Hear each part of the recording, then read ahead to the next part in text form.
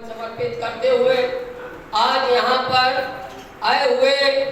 समस्त बुद्ध अनुयायियों को और अपने उन तमाम महान विचारकों को, सहयोगियों को इस बात के लिए धन्यवाद देना चाहता हूँ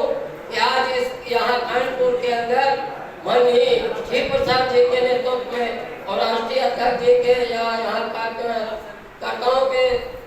सानिध्य पर यह कार्यक्रम कानपुर की धरती पर हो रहा है। मैं आप सबका हृदय से स्वागत करता हूँ इस कार्यक्रम में आए हुए सभी बहन भाइयों का, नौजवान साथियों का। आज पूरे भारत में महान सम्राट की जो लोकोक्तियां हैं, जो उनके नृत्य हैं, जो उनके बनाए हुए शासन के राजकाल के नियम थे, वो लगभग जब आजाद भारत हुआ है तो वही सारे नियम और कायदे बाबा साहब अम्बेडकर ने जन जन के लिए, हर जीव के लिए, हर प्राणी के लिए बनाकर इस आजाद भारत के प्रधानमंत्री जी को, राष्ट्रपति जी को सौंपा था। इस आधार पर मानव का, हर जीव की रक्षा करने का और अधिकार का बराबर का समन्वय रहेगा, जो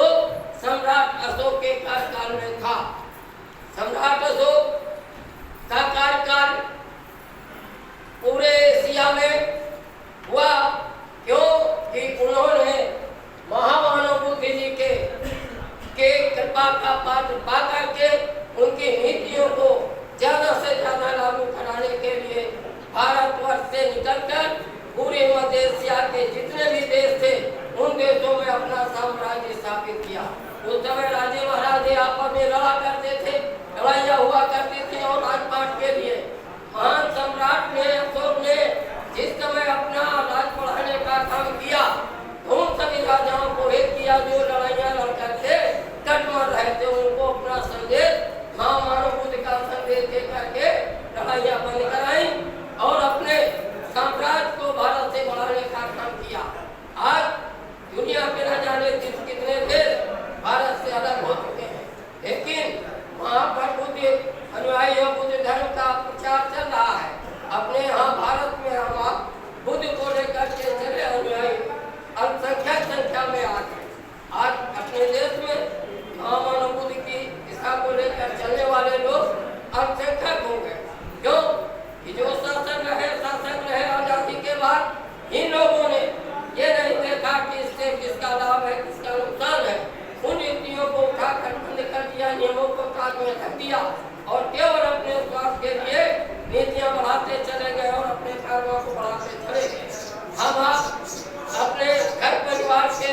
खेती किसानी और जो लोग करते थे, आज वर्गों और दो में बचकर थे, वो अपने काम में लगे रह गए। आज इन सब को देखते हुए ऐसा लग रहा है कि एक बार फिर से हमको आपको उसमें जाना पड़ेगा जिससे हम लोग अपनी गोत्र में माने जाते हैं। जो गोत्र हम लोगों का है, हम लोगों का गोत्र मात्र वो गोत्र जो महामानव बुद्ध का बताया हुआ गोत्र है। आज हमें आपको संकल्प लेना होगा, यदि कोई भी शासन और शासक हमारे महापुरुषों के खिलाफ कोई भी अगर कार्रवाई करता है और उनकी नीति को लागू करने में हीरावारी करता है तो हमको आपको एकजुट होकर के उसकी नीतियों का विरोध करना तो सड़क उधर से हुआ बिना बहुत आवश्यक हो गया है आज के दौर में। मैं क्योंकि हमारे नंदा जी ने कहा कि किसी पार्टी से संबंधित हूँ, इसके पहले पार्टी से मैं समाज का हूँ और बौद्धिक बुद्ध अनुयायी हूँ। मेरा एक कार्यक्रम मोती झील में गुरु पूर्णिमा को होता है, जिसका जो मैं संचालक संयोजक हूँ। वो अब इस बार 12 मई को है। वहाँ पर हम लोगों ने भगवान बुद्ध की बहुत बड़ी प्रतिमा लगवा रखी है, शासन से लगी हुई है और वहाँ हर साल पूर्णिमा में सम्मानित करते हैं। आप सब लोगों को आमंत्रित कर रहा हूँ इस बार पूर्णिमा में मोती झील कार्यक्रम में आइए और वहाँ पर देखिए कि आपका विचार, आपकी महानता को कितने लोग नतमस्तक करने आते